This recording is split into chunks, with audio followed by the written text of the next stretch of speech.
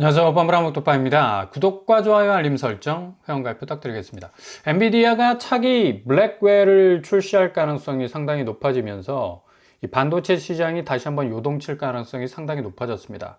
엔비디아가 그동안 굉장히 주식 종목들이 저점, 거의 저공비행하는 상태에서 고전을 면치 못했죠. 특별히 미국에서 중국 쪽으로 반도체 수출이 거의 블러킹 당하면서 완전히 뒤통수 맞는 관세 정책의 최대 피해자라고 말해도 과언이 아닐 만큼인데, 엔비디아, 한국 사람들이 또 가장 많은 이 주식 종목에 투자한 그런 어떤 이 반도체 사업체 아닙니까?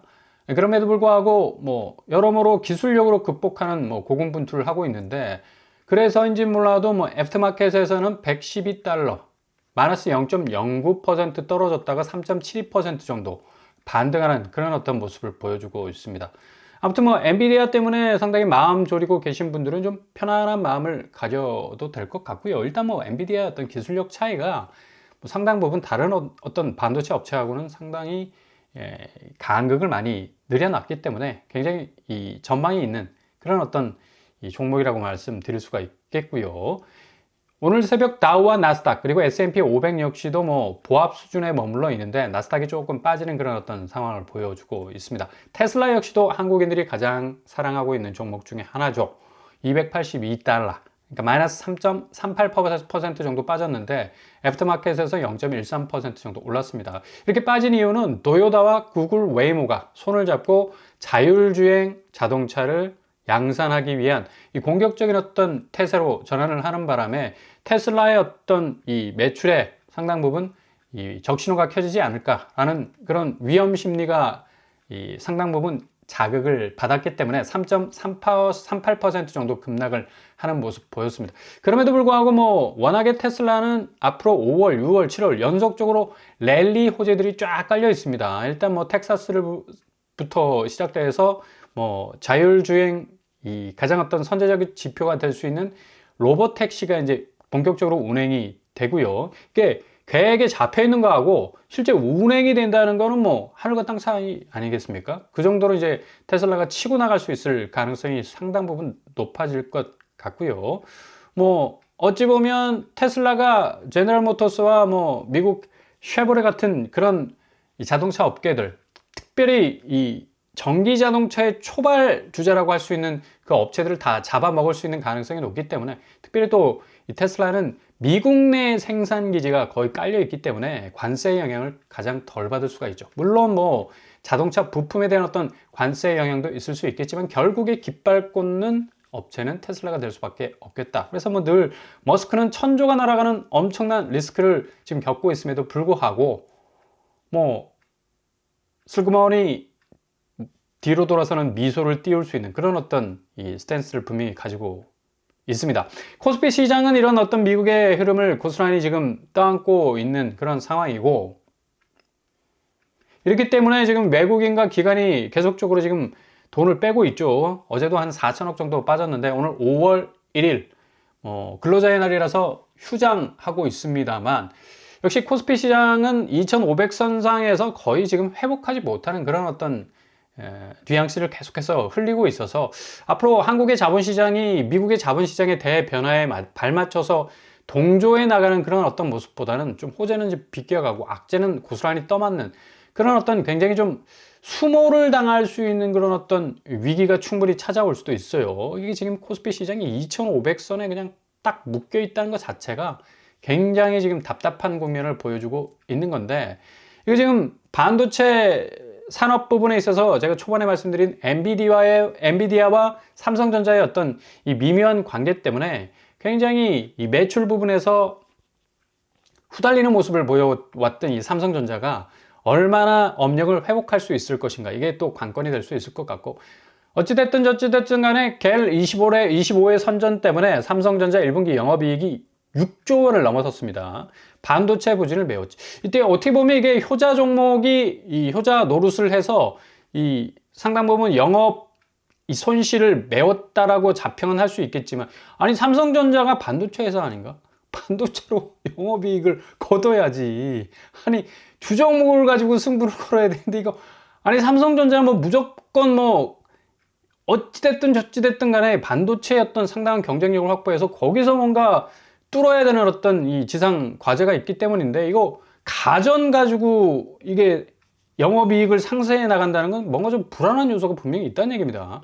스마트폰 가지고 이거 지금 반도체 영업 손실 부분을 메워 나간다는 건 조금 불안한 요소가 분명히 있겠고요. 어찌됐든 뭐 반도체 효과 때문에 3월 생산은 0.9% 정도 올라갔다. 이거 뭐 결국에 가서 삼성전자의 어떤 이 관세 유예, 그러니까 막 반도체 부분은 아직도 관세가 직접적으로 적용이 되지 않는 부분이 분명히 있기 때문에 여러모로 뭐 피해갈 수 있는 우회로는 분명히 있을 겁니다. 근데 90일 이후에 어찌됐든 반도체 부분도 관세가 시작이 되면 삼성도 상당 부분 영향을 받을 수밖에 없다는 얘기입니다. 동시에 지금 건설업 내수 부진은 계속되는 그런 추이를 보여주고 있죠. 지금 우리나라 내수가 부진할 수밖에 없는 게 그만큼 지금 건설업계 자체가 거의 뭐 3분의 1에 해당되는 어떤 내수의 영향력을 가진 게 중국 시장 아닙니까? 한국도 좀 비슷해. 거의 15%에서 20% 정도 내수를 담당하고 있는 게 건설업계. 그만큼 부동산이 한번 빡 하고 넘어지게 되면 그냥 우리나라 내수가 완전히 박살날 수밖에 없는, 좀 기형적인 어떤 산업 구조를 가지고 있기 때문에 이것도 좀 염려가 될 수밖에 없는 거죠. 이렇기 때문에 지금 대형 건설사들, 특별히 GS건설이 1조 2천억의 매각을 결정을 할 지금 수준에 와 있습니다. 이거 굉장히 좀 어찌 보면 뭐 현금 확보를 위한 굉장히 좋은 어떤 터닝 포인트가 될 수도 있겠고, 굉장히 유망한 어떤 이 자사 회사인데도 1조 2천억 주고 또 팔아야 되는 그런 어떤 부분도 있는데, 다름 아닌 GS 이니마가 2011년 GS건설이 4,400억 주고 인수를 했는데 지금 기업 가치가 1조 2천억 정도로 평가받을 정도로 굉장히 수익성이 그런 나름 단단한 곳입니다. 근데 GS건설이 지금 현금 타널이 부족하다는 얘기예요. 그러니까 8천억 정도의 추가 유동성을 확보하기 위해서 GS건설 산하 자회사 GS 이니마를 매각을 하게 된다는 얘기예요. 그러니까 이것 자체가 좀 떨떠름한 그런 어떤 느낌을 줄 수밖에 없는 거고, 아무튼 뭐 사정이 이렇게 되다 보니까 공급 진원지가 지금 뭐 자금 문제 때문에 휘청거리고 있고, 이 심리가 고스란히 부동산 시장에 뭐 점점 확산될 수밖에 없는 거니까 지금 가성비에 집중이 됐던 검단 아파트들, 뭐 미분양의 무덤이라고 거의 뭐 5년 전, 6년 전에는 그렇게 불렸었는데 지금 검단이 거의 7, 8억, 거의 9억까지 뚫는 가격까지 가고 있습니다. 그만큼 검단이 지금 서울과의 접근성이 좋아. 여기는 어찌됐든 저찌됐든 간에 인천이지만 서울에 확 기울어진 그런 인천이라고 말을 할 수가 있겠죠. 송도는 너무 쑥 들어가 있잖아. 그러니까 아파트가 그냥 추풍낙엽처럼 그냥 떨어져 나가는 거라. 그래서 검단이 상당히 뭐 3, 4억대 어떤 가격대로 진입했던 분들은 상당히 아주 단단한 자가의 어떤 가치를 계속해서 지금 쌓아가고 있는 그런 상황입니다. 뭐 9억 더 이상 꿈이 아니다 해서 송도를 슬쩍 끼워 넣었는데 송도는 좀 위험합니다. 잘 살펴보실 수 있길 바라고, 뭐 이런 분위기 속에서 이 편한 세상 웰카운티, 여기서 대규모 무순위 집주 물량이 풀려 나올 예정입니다. 거의 뭐 7채 이상이 나온다는 그런 어떤 소식이 들어와 있는데, 여기 분양가가 상당 부분 매력적이죠. 5구제곱이 3억 8천 수준이야. 84제곱이 5억대 수준. 뭐 테라스가 5억대인데 뭐 기본 84는 한 5억 초반 정도밖에 안 되고요. 아무튼 지금 뭐 민간 분양으로 나오는 검단 아파트 요새 6, 7억 정도 합니다. 근데 상당 부분 뭐 5구제곱은 3억 8천, 84제곱은 뭐 5억 5천에서 7천 사이로 형성이 되어 있기 때문에 지금 검단의 아파트 매물로 나오는 가격들 보면 뭐 장난이 아닌데 7억 6천으로 찍혀 있죠. 실제 현장 거래에서는 거의 8억 9억까지 부르는 곳도 많다는 얘기예요. 그러니까 3억 8천 정도 되면 충분히 뭐 엄청난 시세 방어력을 형성할 수 있는 그런 가격대라고 할 수가 있겠고요. 아무튼 여기 이 모집 공고가 나오면 뭐 빛의 속도로 업로드를 해드리겠습니다. 그리고 공가 세대 분양 전환되는 공공분양 단지들이 있습니다. 수원, 인계동. 인계동이면 뭐 수원에서 그래도 센트럴 아닙니까? 레미안, 노블, 클래스 5억대로 나오게 되는데요. 이렇게 단지가 조성이 돼 있고 현장 매물은 8, 9억까지 지금 치고 나오고 있어서 5억대면 그래도 어느 정도 가격선을 조금 수그리고 들어갈 수 있는 그런 아파트 단지가 될 수가 있겠습니다. 그리고 화서역 블루밍 푸른숲도 한 4억 7천대로 나오는데 이것도 뭐 분양 전환되는 곳이죠. 그리고 석수, 코롱, 하늘채, 안양입니다. 안양은 그래도 뭐 과천하고도 좀 인접성이 있고 서울 접근성이 그래도 좋은 경기도권 아니겠습니까? 4억 9천 정도로 나오고 있고요. 단지는 이렇게 조성이 되어 있네요. 오산세교 조금 떨어져 있는 경기도권이라 할 수 있겠지만 가장 큰 장점은 무엇보다도 분양가다. 3억 3천. 새마역 에듀파크입니다. 단지는 이렇게 조성이 되어 있고요. 그리고 센트럴파크 오산세교 5단지 이것도 3억 3천 수준.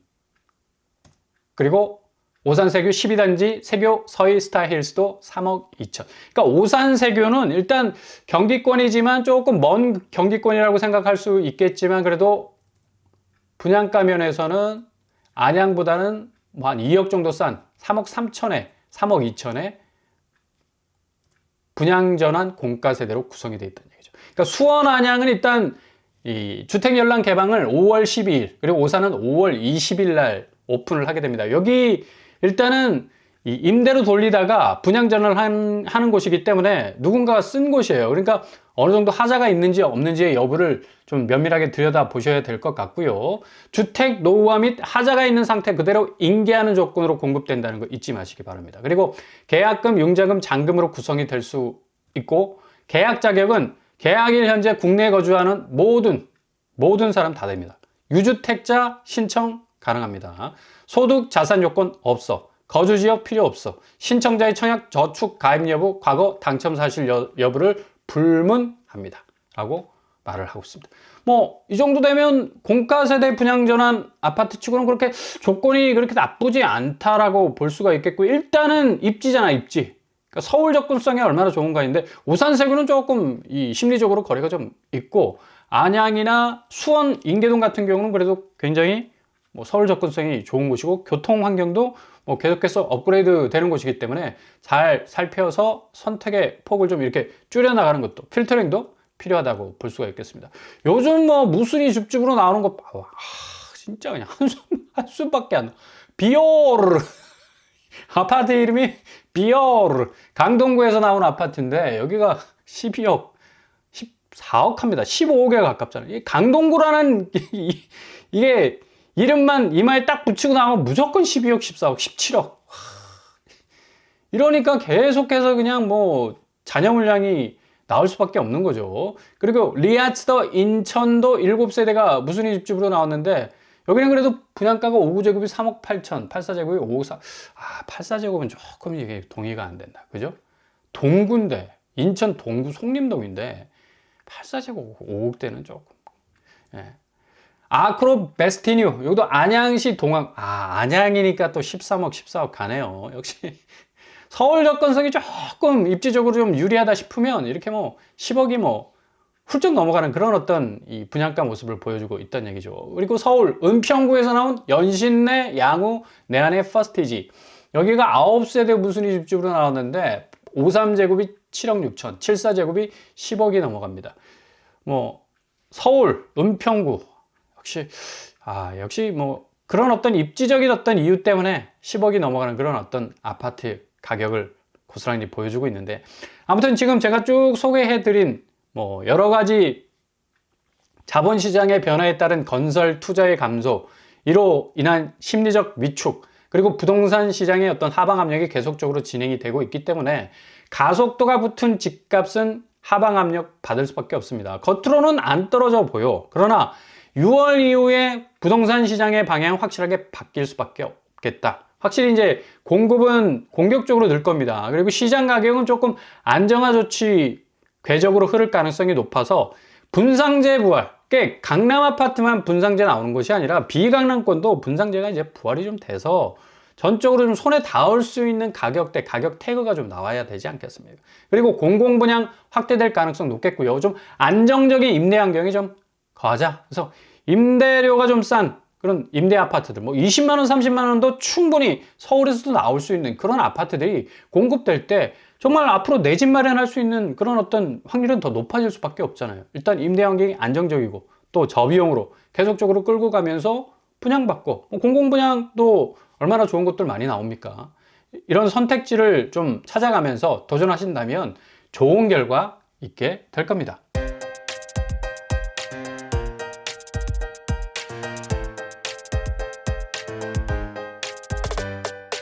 오늘의 부동산 캐릭터처 역시 미국의 지금 자본시장의 변화는 상당 부분 주식시장에서부터 변화를 보이고 있는데요. 작년에 20% 이상 급상승했던 모습 온데간데 다 사라져버리고 지금 관세 영향 때문에 지금 휘청거리고 있는데 고스란히 한국의 자본시장이 그 분위기를 이어받고 있고 자산시장도 상당 부분 좀 이런 가격의 하방 압력 받을 가능성 높겠습니다.